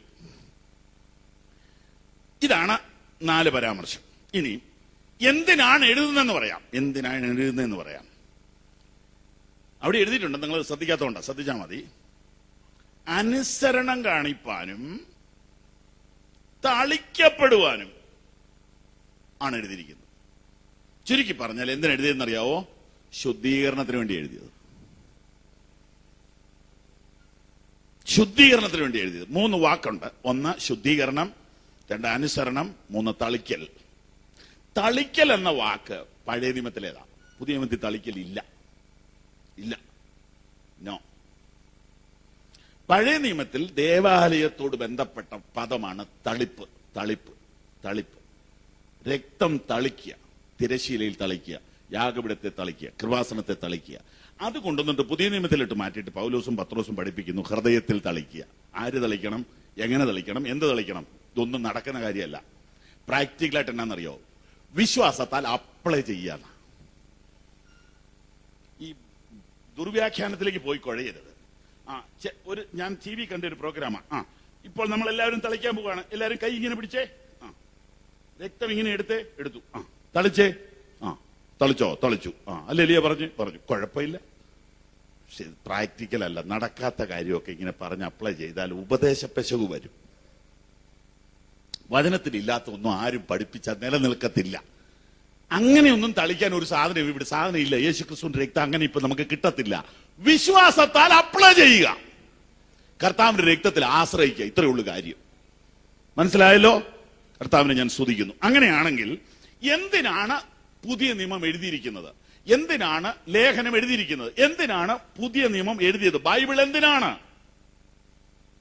അനുസരിച്ച് അപ്ലൈ ചെയ്ത് ശുദ്ധീകരണം പ്രാപിക്കാൻ. മനസ്സിലായോ? ഞാൻ പറയാം, നേരിട്ട് പറയണം. അനുസരിച്ച് അപ്ലൈ ചെയ്ത് ശുദ്ധീകരണം പ്രാപിക്കാൻ. കരങ്ങൾ ഉയർത്തി ദൈവത്തിന് സ്തോത്രം ചെയ്യാം. Price the Lord. അപ്പൊ വചനം എന്ത് ചെയ്യണം? അനുസരിക്കണം. പിന്നെ എന്ത് ചെയ്യണം? അപ്ലൈ ചെയ്യാൻ. നല്ലൊരു മലയാളം വാക്ക് എനിക്ക് കിട്ടാത്തോണ്ടായി പറയുന്നത്. ഞാൻ ഇംഗ്ലീഷിൽ വലിയ പിടിയുള്ള ആളല്ല. എന്നാൽ ഈ വാക്കിന് പറ്റിയൊരു വാക്ക് കിട്ടാത്തോണ്ടാ. അപ്പൊ വചനം വായിക്കണം, അനുസരിക്കണം, പ്രാവർത്തികമാക്കണം, അപ്ലൈ ചെയ്യണം. അതിലൂടെ എന്ത് നേടണം? ശുദ്ധീകരണം പ്രാപിക്കണം. അപ്പൊ വചനം എന്തിനാ വായിക്കുന്നത്? ഒന്ന് കുറച്ച് പറഞ്ഞേ. ഒറ്റ വാക്കി പറ. ശുദ്ധീകരണത്തിനാ. അല്ലേ പറയാവോ? വചനം എന്തിനാ വായിക്കുന്നേ? പ്ലീസ് ഉറക്കെ. ശുദ്ധീകരണം പ്രാപിക്കാൻ. അങ്ങനെയാണ് വചനം കേൾക്കുന്ന എന്തിനാ? വചനം പ്രസംഗിക്കുന്ന എന്തിനാ? ശുദ്ധീകരണം പ്രാപിക്കാൻ. Glory to God. അങ്ങനെയാണ് രക്ഷിക്കപ്പെട്ട സ്നാനപ്പെട്ട സകലരും വചനം വായിക്കുന്നത് എന്തിനു വേണ്ടിയാണെന്ന് ഒന്നുകൂടെ ഉറയ്ക്കണം. എന്തിനാണ്? ശുദ്ധീകരണം പ്രാപിക്കാനാണ്. പ്രസംഗിക്കുന്നത് എന്തിനാണ്? ശുദ്ധീകരണം പ്രാപിക്കാനാണ്. കേൾക്കുന്നത് എന്തിനാണ്? ശുദ്ധീകരണം പ്രാപിക്കാനാണ്. അങ്ങനെയാണ് എല്ലാവരും കേട്ടെ. പുറകെ വരുന്നവർ കസേര എടുത്തിട്ടിരുന്നോളൂ. ഇഷ്ടം പോലെ കസേരയുണ്ട്. ഇത്രയും നല്ല ഹോള് ലോകത്തിൽ ആർക്കും ഇല്ലെന്ന് എനിക്ക് തോന്നുന്നു. ഞാൻ മിക്കവാറും രാജ്യങ്ങളിലൊക്കെ പോയിട്ടുണ്ട്. ഇത്രയും നല്ല ഹോള് ലോകത്തിൽ ആർക്കും കിട്ടത്തില്ല. നമുക്ക് എന്തൊരു സൗകര്യം. നഷ്ടപ്പെടുത്താതിരുന്നേച്ചാൽ മതി. ശ്രദ്ധിച്ചു കേട്ടെ. Price the Lord. അപ്പൊ വചനം കേൾക്കാൻ പോകുമ്പോ എന്ത് പ്രാർത്ഥിക്കണം? ദൈവമേ, ആയുസി കേൾക്കാത്ത ഒരു ഇടിവെട്ട് മെസ്സേജ് കേൾവേ. അങ്ങനെയൊന്നും പ്രാർത്ഥിക്കരുത് കേട്ടോ. പ്രാർത്ഥിക്കേണ്ട എന്നാന്നറിയാവോ? എന്റെ ദൈവമേ, എന്റെ ശുദ്ധീകരണത്തിനുള്ള ഒരു ദൂത് ഇന്ന് രാത്രി എന്നെ കേൾപ്പിക്കണേ. ഹല്ലേലൂയ, പ്രൈസ് ദി ലോർഡ്. ഞാൻ നിങ്ങളോട് സത്യം പറയുക. ഇന്നൊരു സഹോദരൻ എന്നോട് പറഞ്ഞു, 1 മണിക്കൂർ ഞങ്ങളുടെ കൂടെ ഒന്ന് സ്പെൻഡ് ചെയ്യാവോന്ന്. അത് എനിക്ക് ഇഷ്ടമാണ്, പക്ഷെ എന്നെ ചെയ്യാൻ സമയത്തിന്റെ പ്രശ്നമാണ്. ഇവിടെ ഇപ്പോ അങ്ങനെയൊക്കെ നിന്നാക്ക് നിൽക്കാം, പക്ഷെ എന്നെ ഏൽപ്പിച്ച ഒരു സമയമുണ്ടല്ലോ, അതും വേണമല്ലോ. അപ്പൊ അതുകൊണ്ടാണ് പറഞ്ഞു വരട്ടെ. നിങ്ങളുടെ അടുത്തിരുന്ന് പ്രസംഗത്തെക്കാൾ എനിക്ക് ഇഷ്ടം ഷെയറിങ്ങാ, വർത്താനം പറയുന്ന ഇഷ്ടം. കാരണം ഇതിങ്ങനെ മൈക്കിൽ കൂടെ പറഞ്ഞു വിടേണ്ട കാര്യമൊന്നുമല്ല. ഇത് തോളത്ത് കൈവച്ചുകൊണ്ട് കണ്ണി നോക്കി പറയേണ്ട കാര്യമാണ്. ഇത് അത്ര സത്യമാ, ഇത് പരമസത്യമാ, ഇത് മക്കളോട് പറയാവുന്ന കാര്യമാണ്. ഹാർട്ട് ടു ഹാർട്ട് കമ്മ്യൂണിക്കേഷൻ ആണ് ഇത്. Hallelujah, praise the Lord. നിങ്ങൾ ദൈവത്തെ ഓർത്ത് സഭായോഗത്തിന് പോകുമ്പോൾ പ്രാർത്ഥിക്കേണ്ട എന്നാന്നറിയോ? എന്റെ ദൈവമേ, ഇന്നൊരു ഉണർവുണ്ടാകണം. അങ്ങനെയൊന്നും അല്ല പ്രാർത്ഥിക്കേണ്ടത്. എന്നെ ശുദ്ധീകരിക്കുന്ന ഒരു വചനം ഇന്ന് രാവിലെ എനിക്ക് തരണമേ കർത്താവേ. എന്നെ ശുദ്ധീകരിക്കുന്ന ഒരു വചനം ഇന്ന് രാത്രി എനിക്ക് തരണമേ കർത്താവേ. എന്നെ ശുദ്ധീകരിക്കുന്ന ഒരു വചനം എനിക്ക് തരണമേ. Hallelujah, hallelujah. ഞാൻ ഈ ആഴ്ചയിൽ എന്റെ ചർച്ചില് കർത്തൃമേശയെ കുറിച്ച് പറഞ്ഞുകൊണ്ടിരിക്കുമ്പോൾ ഒരു വാക്യം എന്റെ മനസ്സിൽ വന്ന് ഞാൻ എടുത്ത് വായിച്ച് കേൾപ്പിച്ചു. എന്റെ ദൈവമേ, എന്റെ വായിക്കൊരു കാവൽ നിർത്തി എന്റെ അധരദ്വാരം കാക്കണമേ. എവിടെയാ വാക്യം എന്നറിയാവോ? സങ്കീർത്തനാന്ന് പറഞ്ഞതിന് 1/2 മാർക്കുണ്ട്. എന്റെ വായിക്കൊരു കാവൽ നിർത്തി എന്റെ അധരദ്വാരം കാക്കണമേ. നമ്മൾ പ്രാർത്ഥിക്കേണ്ട പ്രാർത്ഥനയാ അതൊക്കെ. വേറെ വലിയ പ്രാർത്ഥനയൊന്നും പ്രാർത്ഥിക്കണ്ട. സ്തോത്രം. അടുത്ത എന്നാന്നറിയാവോ? ദുഷ്പ്രവർത്തിക്കാരോടുകൂടെ ദുഷ്കാര്യത്തിൽ ഇടപെടുവാൻ എന്റെ ഹൃദയത്തെ ദുഷ്കാര്യത്തിന് ചായ്ക്കരുതേ. അയ്യോ, ഇതൊക്കെ നമ്മൾ എത്രയോ പ്രാവശ്യം വായിച്ചതാ, പക്ഷെ ഈ ആഴ്ച എന്നെ ഞെട്ടിപ്പിച്ചു. ദുഷ്പ്രവർത്തിക്കാരെ നമ്മൾ ഡെയിലി കാണുന്നില്ലേ? നമ്മുടെ കൂടെ ഇരിപ്പുണ്ടല്ലോ. ദുഷ്കാര്യത്തിന് എന്റെ ഹൃദയം ചായാതെ എന്നെ കാത്തോളണമെന്ന് കണ്ടോ? ദുഷ്ടന്മാരുടെ ആലോചന പ്രകാരം നടക്കരുതെന്ന് മറ്റൊരിടത്ത്. അപ്പോ ദുഷ്പ്രവർത്തിക്കാരോടുകൂടെ ദുഷ്കാര്യത്തിന് എന്റെ ഹൃദയത്തെ ചായ്ക്കരുതേ കർത്താവേ എന്ന് പ്രാർത്ഥിക്കുക. അടുത്ത വാചകം എന്നാന്നറിയാവോ? നീതിമാൻ എന്നെ അടിക്കുന്നത് എന്റെ തലയ്ക്ക് എണ്ണ, അതിനെ ഞാൻ ഒരിക്കലും നിരസിക്കരുതേ. അപ്പൊ എന്താ ഇതിന്റെ അർത്ഥം?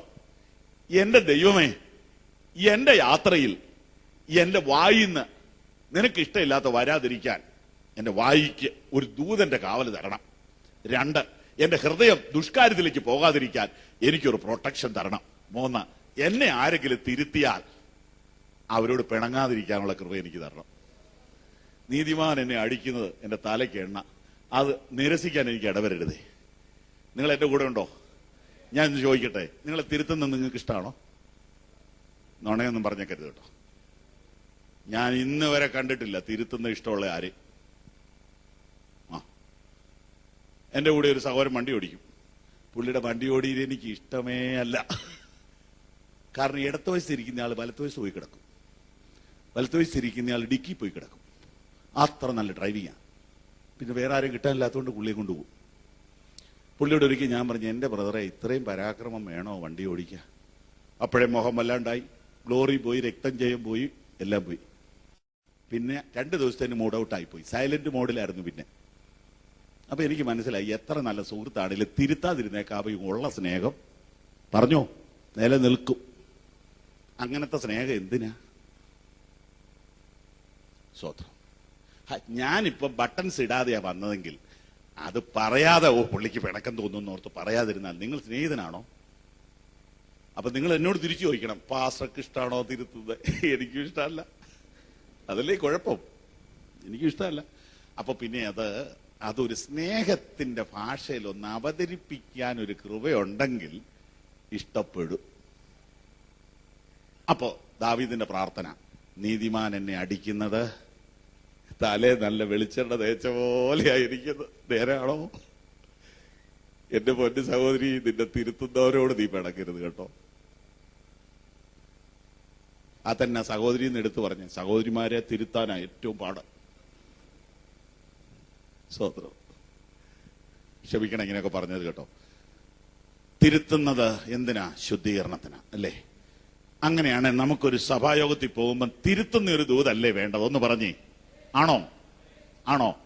തിരുത്തുന്ന കറക്ഷന്റെ മെസ്സേജ് ആണോ വേണ്ടത്? അങ്ങനെ ഉറപ്പുള്ളവർ മാത്രം കൈ ഉയർത്തി പിടിച്ചേ മതി. അത്രയും പേരെ കണ്ടതിൽ എനിക്ക് സന്തോഷം. അങ്ങനെയാണെങ്കിൽ ആ നിലവാരത്തിലേക്ക് നമ്മൾ വന്നാൽ നമ്മുടെ സഭായോഗത്തിന് ചേഞ്ച് വരും, നമ്മുടെ ആരാധനയ്ക്ക് ചേഞ്ച് വരും, നമ്മുടെ ശുശ്രൂഷയ്ക്ക് ചേഞ്ച് വരും. നമ്മെ ഉണർത്തുന്ന, പ്രോത്സാഹിപ്പിക്കുന്ന, എൻകറേജ് ചെയ്യുന്ന ദൂത് നമുക്ക് വേണം. അത് ദൈവം തന്നോളും. പക്ഷെ നീ അതല്ല ചോദിക്കേണ്ടത്. കേൾക്കുന്നുണ്ടോ?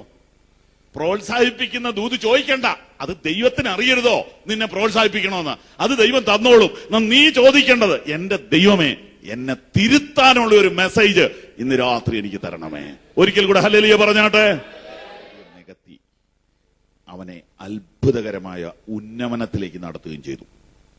അവിടെ വെച്ച് യേശു തന്റെ ദൗത്യം, തന്റെ നിയോഗം അവനെ അറിയിച്ചു.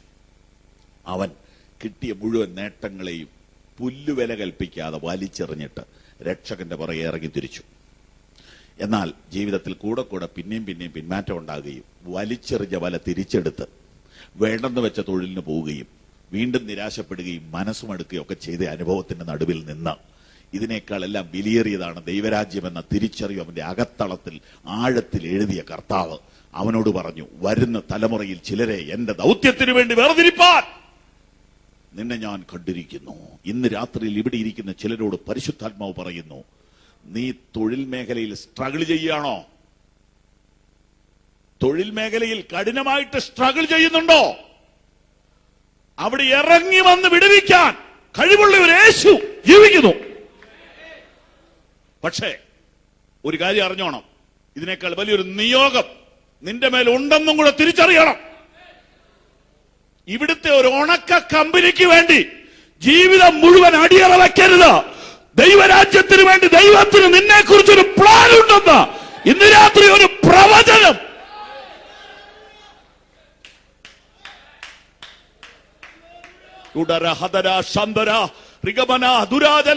ഒരു പ്രവചന ദൂത് പരിശുദ്ധാത്മാവ് പറയുന്നു. എഴുതിയിട്ടോ, ഡേറ്റ് ഇട്ട്.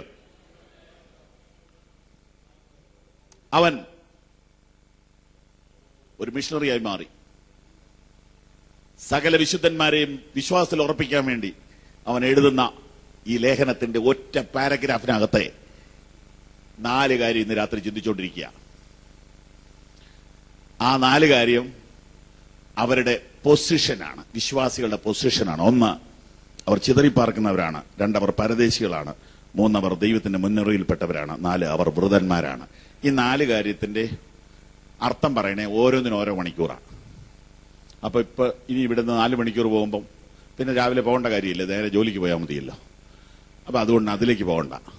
പിന്നെ എന്തിനാ എഴുതുന്നല്ലേ, എന്തിനാ എഴുതുന്നുള്ള കാര്യത്തിലേക്ക് നമ്മൾ കയറി. 3 വാക്ക്: വിശുദ്ധീകരണം, അനുസരണം, തളിക്കപ്പെടൽ എന്ന് പറഞ്ഞാൽ ദൈവവചനം വായിച്ച് അത് ജീവിതത്തിലേക്ക് പ്രാക്ടീസ് ചെയ്ത് അതിനെ അനുസരിക്കുമ്പോൾ ശുദ്ധീകരണം ഉണ്ടാവും. വായിച്ചോ, യോഹന്നാന്റെ സുവിശേഷം 15:3. ഉറക്കെ വായിക്കണേ. 15:3. ഞാൻ നിങ്ങളോട് സംസാരിച്ച വചന നിമിത്തം നിങ്ങൾ ഇപ്പോൾ ശുദ്ധിയുള്ളവരാകുന്നു. നിങ്ങൾക്ക് ആ വാക്യം വായിച്ചിട്ട് എന്തെങ്കിലും തോന്നുന്നുണ്ടോ? എനിക്ക് അത്ഭുതം തോന്നി. വചനം സംസാരിച്ചാൽ എന്ത് നടക്കും? ഞാൻ നിങ്ങളോട് സംസാരിച്ച വചന നിമിത്തം നിങ്ങളിപ്പം ശുദ്ധിയുള്ളവരാകുന്നു. അങ്ങനെയാണെങ്കിൽ ഇന്ന് രാത്രി ഈ ഇരിക്കുന്നവർ എന്ത് സംഭവിച്ചുകൊണ്ടിരിക്കുക? അവർക്ക് പറയാൻ മേലേ? ശുദ്ധീകരണം അല്ലേ? വചനം കേട്ടാ എന്ത് നടക്കും? നടക്കണ്ടേ? അപ്പം നടക്കണമെന്ന് ആഗ്രഹിച്ചല്ലേ നടക്കുകയുള്ളൂ. ഇവിടെ ഒരു പ്രോബ്ലം ഉള്ളത് തിരുത്താൻ പോവുക. നിങ്ങൾ എന്തിനു വചനം കേൾക്കുന്നു അതേ നിങ്ങൾക്ക് കിട്ടത്തുള്ളൂ.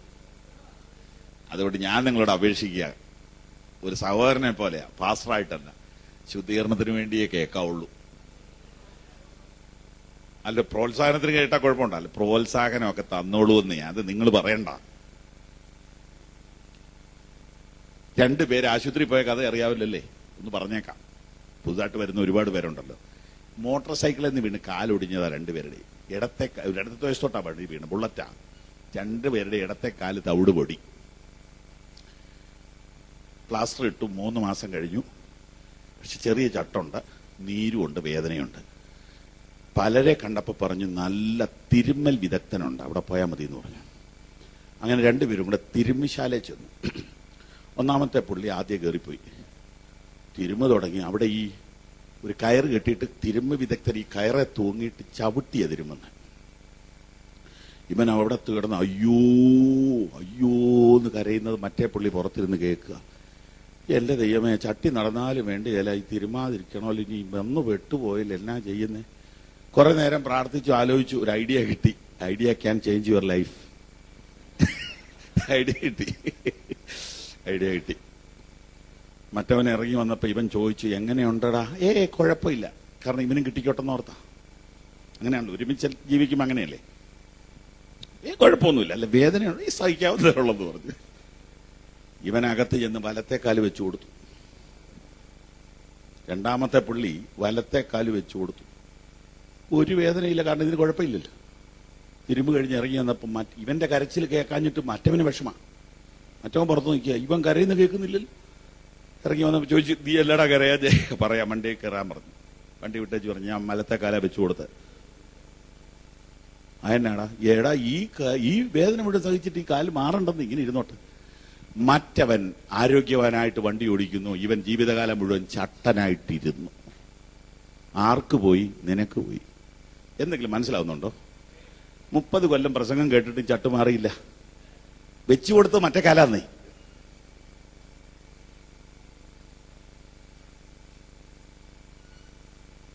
എന്നോട് ക്ഷമിക്കണം, അടിയൻ ഇതാ അളിയനെ അയക്കണമെന്ന് പറഞ്ഞ ഗുണമുണ്ടോ? ഉണ്ടോ? ഗുണമുണ്ടോ? എടാ, നിന്നെ സമർപ്പിക്കേ, അളിയന്റെ കാര്യം അളിയെ നോക്കിക്കോളൂ.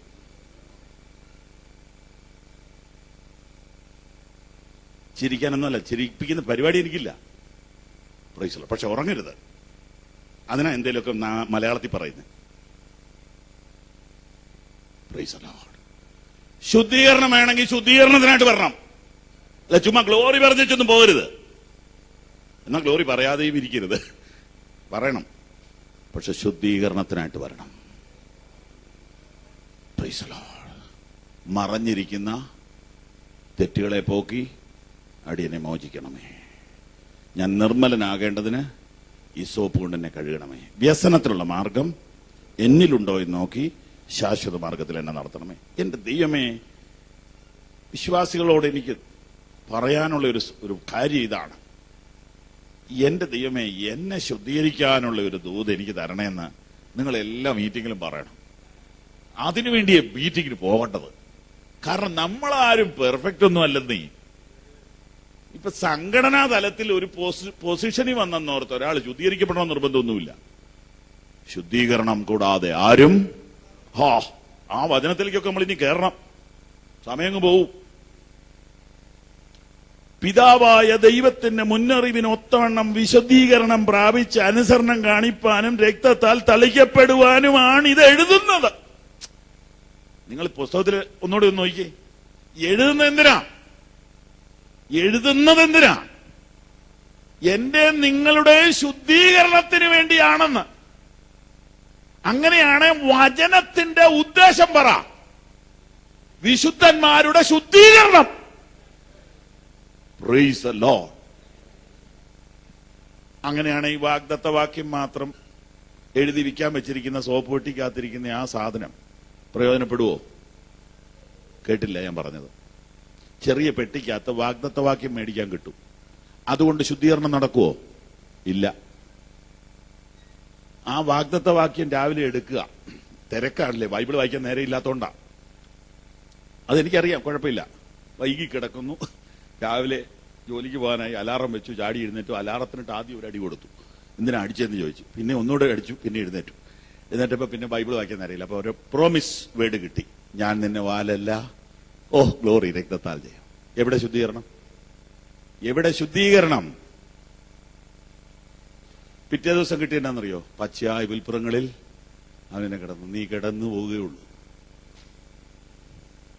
ശുദ്ധീകരണത്തിനുള്ള വചനം കിട്ടണമെങ്കിൽ നീ അതിനുവേണ്ടി വേദപുസ്തകം വായിക്കണം, അതിനുവേണ്ടി പ്രാർത്ഥിക്കണം, അതിനുവേണ്ടി പ്രസംഗം കേൾക്കണം. ഹല്ലേലൂയ. അയ്യോ, അപ്പൊ ഇനി ഞാൻ ആ പ്രോമിസ് വേർഡ് മേടിച്ചു വെച്ച് എന്നാ ചെയ്യണ്ടേ? കുഴപ്പമില്ല, അത് എടുത്തു, നാളെ രാവിലെ നോക്കൂ, അതിരുന്നോട്ടെ. പക്ഷെ ഇതും കൂടെ വേണോന്നാ പറഞ്ഞത്. മറ്റേത് പഠിച്ചോ, വാലല്ല തലയാക്കും. അത് ആക്കും എന്ന് പറഞ്ഞാൽ ആക്കും. അത് വിട്ട് നമ്മൾ നോക്കണോ? ഹലോ, മനപ്രയാസമായോ? ഇല്ല, മനപ്രയാസമാകുകയില്ല. ഒരു നല്ല സമാപനത്തിലേക്ക് ദൈവം നമ്മളെ കൊണ്ടുവരിക. ശുദ്ധീകരണത്തിന് വേണ്ടിയാണ് പുസ്തകം എഴുതപ്പെട്ടത്. അങ്ങനെയാണെങ്കിൽ ഇന്നു മുതൽ നമ്മുടെ റീഡിംഗ് മെത്തഡ് മാറണം. വേദപുസ്തക വായന തന്നെ എന്തിനു വേണ്ടിയായിരിക്കണം? അങ്ങനെയാണെങ്കിൽ അതെങ്ങനെയാന്ന് കാണിക്കാം. യാക്കോബിന്റെ ലേഖനം 1-ാം അധ്യായം. Praise Lord, praise Lord, praise Lord, praise Lord. നമ്മൾ ഇന്നലത്തേനേക്കാൾ നേരത്തെ ഇന്ന് യോഗം നിർത്താനാണ് പ്ലാൻ. അപ്പൊ ഇനി 10 മിനിറ്റ് കൂടെ കൊണ്ട് നിർത്തും. യാക്കോബിന്റെ ലേഖനം 1-ാം അധ്യായം 21-ാം വാക്യം ശ്രദ്ധിച്ചേ. 21. ആകയാൽ എല്ലാ അഴുക്കും ദുഷ്ടതയുടെ ആധിക്യവും വിട്ട് നിങ്ങളുടെ ആത്മാക്കളെ രക്ഷിപ്പാൻ ശക്തിയുള്ളതും ഉൾനട്ടതുമായ വചനം സൗമ്യതയോടെ കൈക്കൊള്ളുവിൻ. എന്ത് മനസ്സിലായി?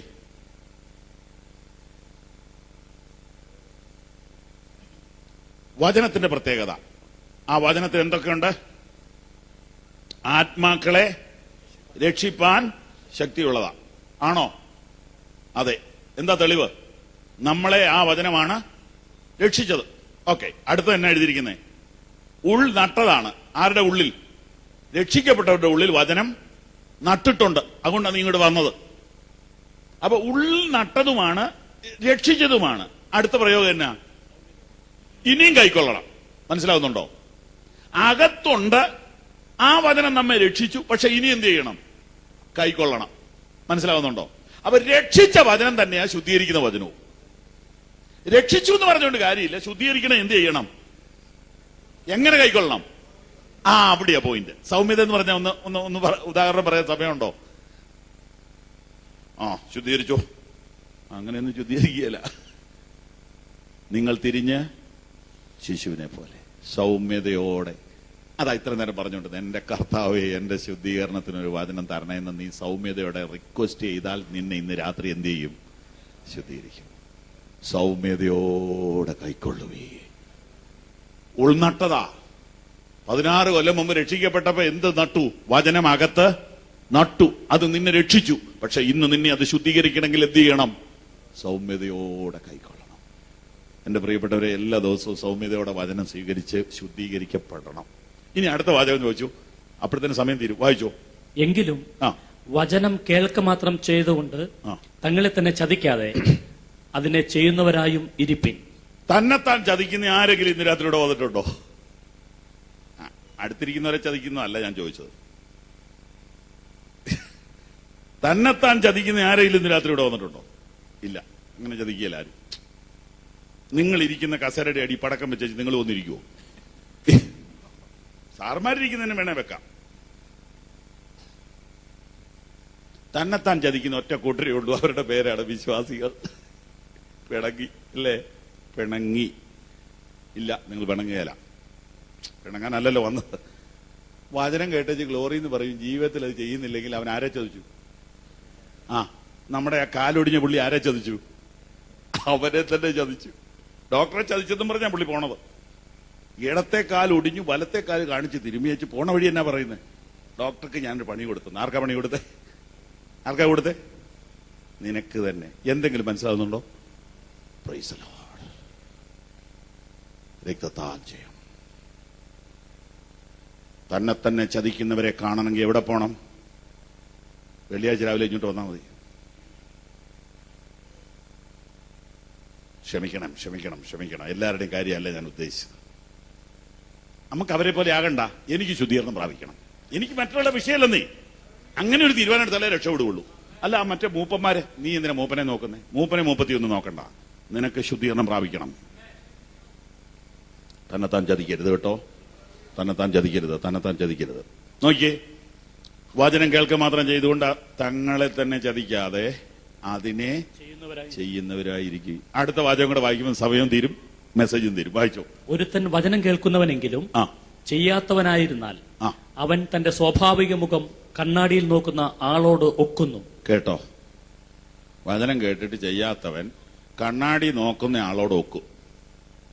അടുത്ത വാചകം വായിച്ചോ. അവൻ തന്നെ താൻ കണ്ടു പുറപ്പെട്ടു താൻ ഇന്ന രൂപമായിരുന്നു എന്ന് ഉടനെ മറന്നുപോകുന്നു. അതായത് കണ്ണാടിയുടെ മുമ്പിൽ പോയി നിൽക്കുക. നിന്നപ്പോഴാണ് മനസ്സിലായത് ഞാൻ ഷേവ് ചെയ്തു അതപ്പോ ഈ ഒരു വശം ചെയ്തിട്ടില്ലെന്ന് ധൃതിയായിപ്പോയി. ഫോൺ വന്നത് ഇട്ടേച്ച് പോയതാ. ആ ശരിയാണല്ലോ. കുറെ നേരം ഇങ്ങനെ നിന്നാ കണ്ണാടി വന്ന് ഷേവ് ചെയ്ത് തരുമോ? ഇല്ല. കണ്ണാടി എന്റെ മുഖം നന്നാക്കി തരത്തില്ല, മുഖത്ത് കുഴപ്പമുണ്ടെന്ന് പറഞ്ഞു തരത്തേ ഉള്ളൂ. അപ്പൊ വചനത്താൽ ശുദ്ധീകരണം എന്ന് പറഞ്ഞാൽ എന്തുവാ? ഇത് വലിയ ഇടിവെട്ട് പ്രസംഗം പറഞ്ഞാൽ ഇത് തിരിയത്തില്ല, മുഴങ്ങത്തേ ഉള്ളൂ. തിരിയാനായി പതുക്കെ പറയുന്നത്. കണ്ണാടി വന്ന് ഇന്ന് വരെ മുഖം ഷേവ് ചെയ്ത് തന്നിട്ടില്ല, പക്ഷെ കണ്ണാടി പറഞ്ഞു തന്നിട്ടുണ്ട് അവിടെ ഇവിടെയും കുഴപ്പമുണ്ടെന്ന്. ഉടനെ ആര് ചെയ്യണം ഇത്? ഹലോ, ആര് ചെയ്യണം? ഞാൻ ചെയ്യണം. എവിടെ നിന്നോണ്ട് ചെയ്യണം? പറഞ്ഞോ. കണ്ണാടിയുടെ മുമ്പിൽ നിന്ന് പോണതിന് മുമ്പ് ചെയ്യണം. അങ്ങനെ പോയാൽ വേറൊരാളുടെ മുമ്പിൽ ചെല്ലുമ്പം വൃത്തികേടില്ലാതിരിക്കും. ബട്ടൺ ഇട്ടിട്ടില്ലെന്ന് കണ്ണാടി പറഞ്ഞു. ആ എന്നാ പിന്നെ നീ അങ്ങ് ഇട. കണ്ണാടി ഒന്നും മിണ്ടുക. വേണമെങ്കിൽ ഇട്ടോ. ആർക്ക് പോയി? നിനക്ക് പോയി.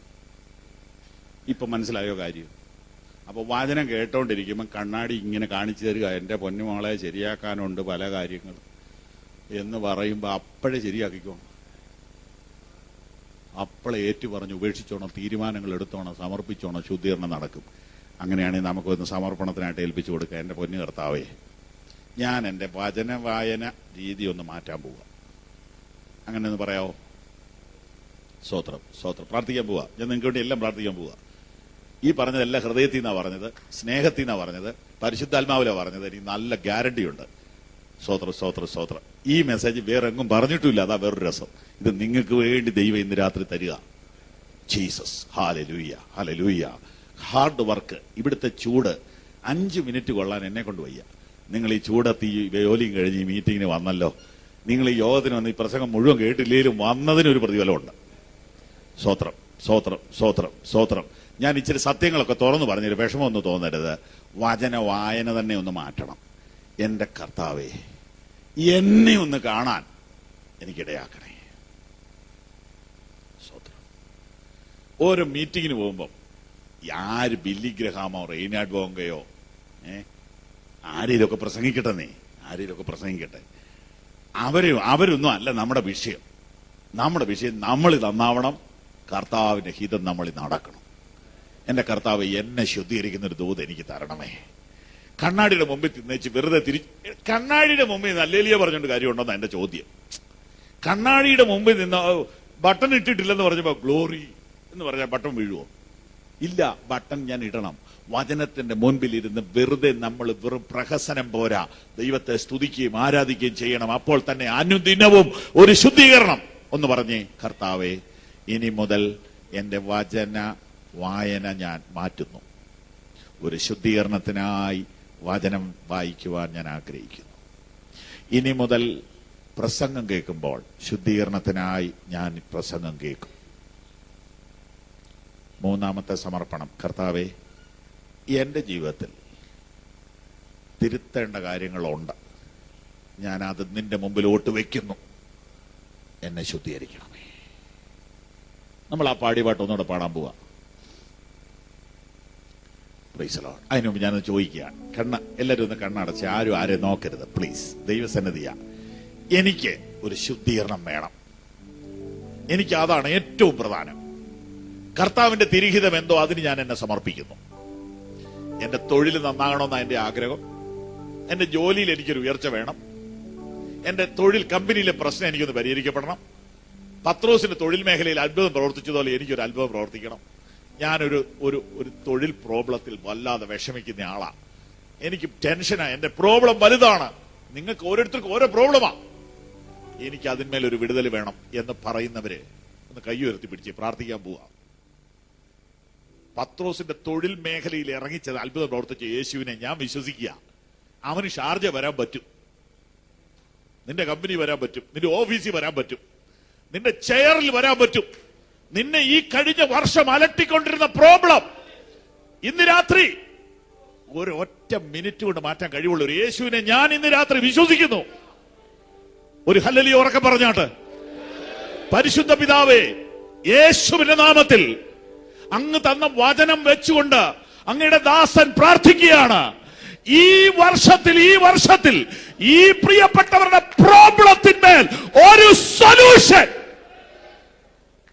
ഒരു വ്യത്യാസം കർത്താവ് കൽപ്പിക്കുന്നതിന് നന്ദി പറയുന്നു. കാറ്റടിച്ച് മേഘം മാറിപ്പോകുന്നത് പോലെ പ്രോബ്ലം മാറിപ്പോകുന്നത് യേശുവിന്റെ നാമത്തിൽ ഇന്ന് രാത്രി കാണട്ടെ. കരങ്ങൾ അടിച്ച് ദൈവത്തിന് മഹത്വം കൊടുത്താണ്.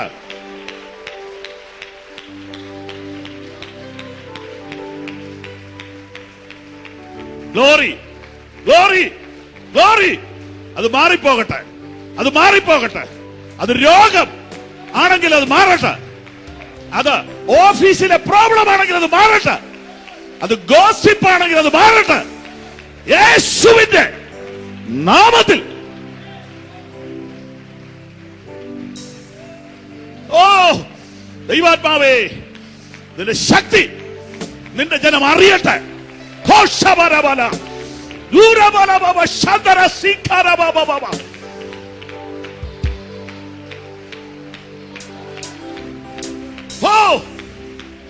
ജീസസ്, ദൈവശക്തി ഇവിടെ വ്യാപരിക്കുക. അത് നിന്റെ ശരീരത്തിൽ ഇപ്പോൾ രോഗശാന്തിയായി വെളിപ്പെടട്ടെ.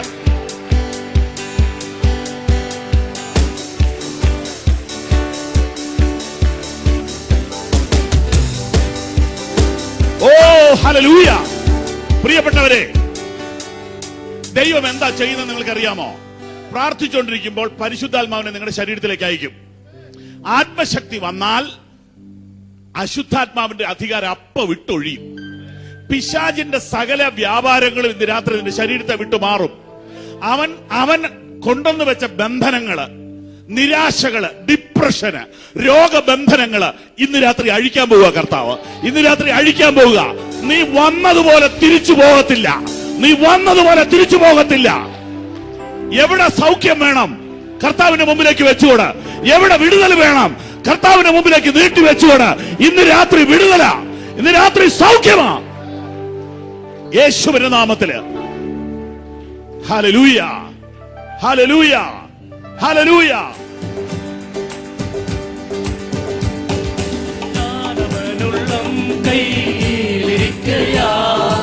ആരുമില്ലെനിക്കു ദോഷം ചെയ്യുവാൻ. ഞാനവനുള്ളം കയ്യിലിരിക്കയാ. ആരുമില്ലെനിക്കു ദോഷം ചെയ്യുവാൻ. ഇന്നെനിക്കു വന്നു നേരിടുന്നതെല്ലാം, ഇന്നെനിക്കു വന്നു നേരിടുന്നതെല്ലാം സംഗീതമാണെന്നു ഞാനറിയുന്നു. സംഗീതമാണെന്നു ഞാനറിയുന്നു. എൻ ദൈവമേ, നിന്നിഷ്ടം ചെയ്യുവാൻ വന്നിടുന്നേ ഞാൻ ഇന്നു ബോധമാ. എൻ ദൈവമേ, നിന്നിഷ്ടം